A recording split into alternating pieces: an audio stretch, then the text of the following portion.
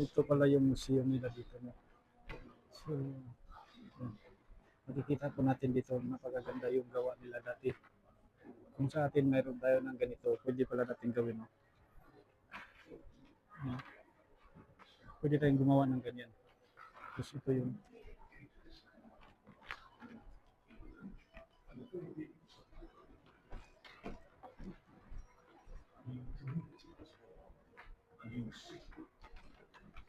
so ito yung bangka nila. Yan po yung bangka. Yan ang bangka nila dati. Pero iwan ko kung mayroon pa ba sila ngayon. Pati ito yung gamit nila. Oh. Matindi yung gamit nila pang pana o angkla. So, may stick pa dito. Diba? So, pwede tayo pumasok doon? Hindi.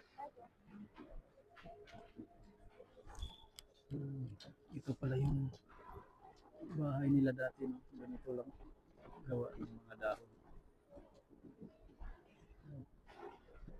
Ang ganda naman.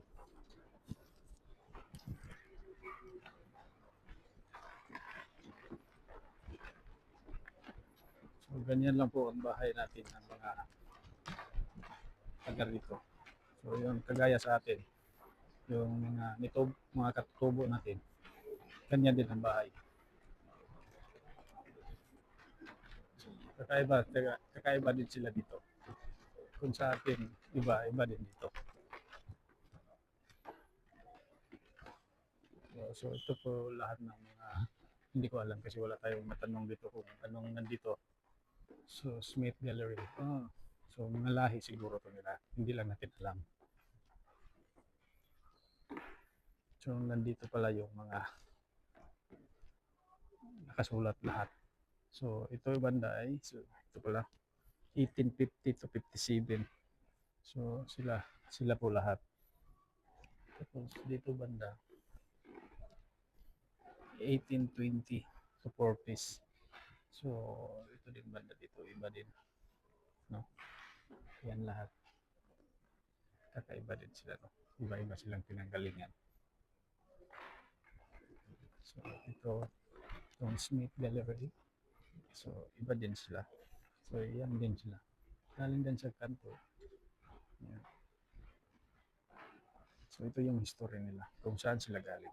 Kung kailan sila dumating dito. So 1858. So, medyo matagal din. Ilang taon na.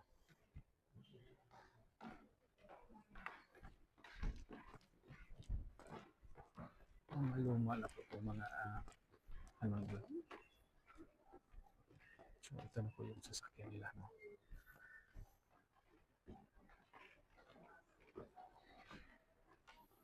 Tapos hindi natin alam kung anong gamit to. Tunod din Scottish identity. So, kung para saan yan.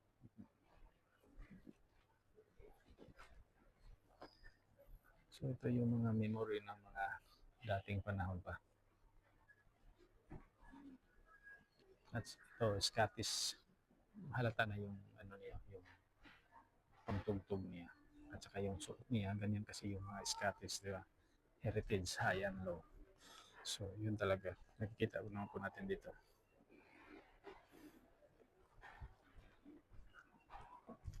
So ito, party lines. Walang nakasulat dito, so nakalagay lang yung mga gamit. Pati dito, ito yung mga gamit. Mga old generation na. So ito na yun. So mga antique pala to. Ito yung gamit nilang kabo. At saka hunsoy.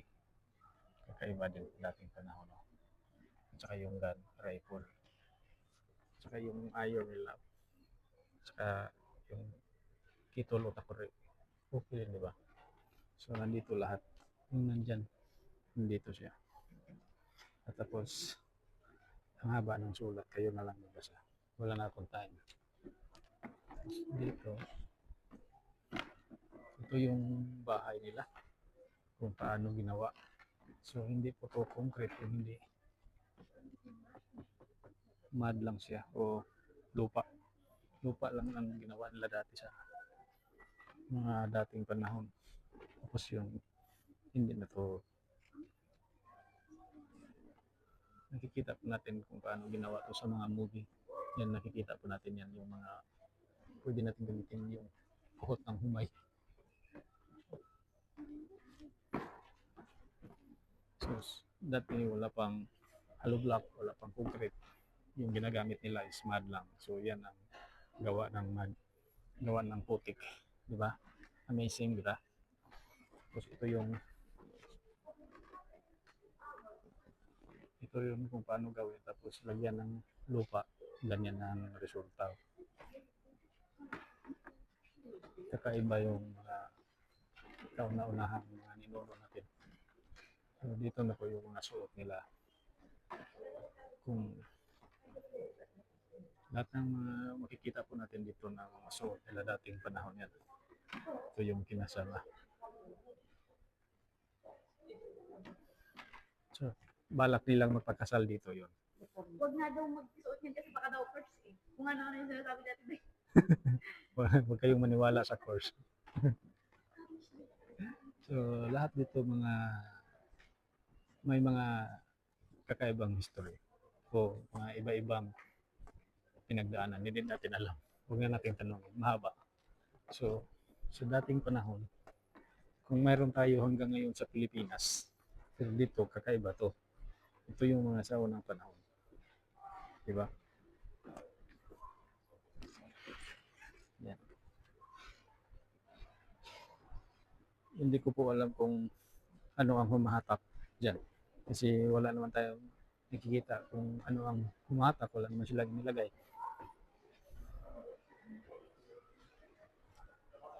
Marami po silang mga antigo dito sa mga gamit nila natin yung magawa ng, siguro ito yung panggawa ng pukot o lambat. Kasi singhugis eh. So ito pala, kailangan pala natin i-press kung machine drum. So yun ang mga paggawaan nila dati. Yan, artist. So, have industry, trade. So, dyan lahat ang information. Hindi ko lang alam. So, ito yung show. Kung paano gawa. Ito pala yung mga sindati pang mga ilang taon nang lumilipas. 1870. So, ang tagal na, no?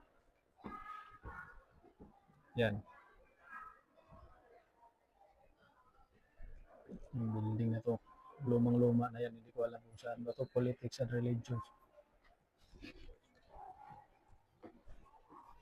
Ito yung mga lumang gamit nila sa mga unang panahon. May mga buti pa na hindi natin nakikita. Ngayon ko lang nakikita ng buti na ganyan klaseng buti, ha.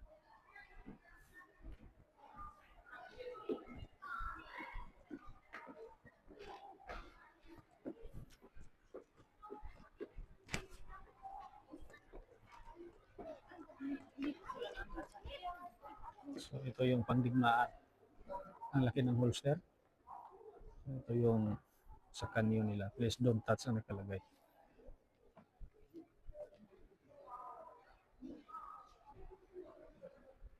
Kakaiba.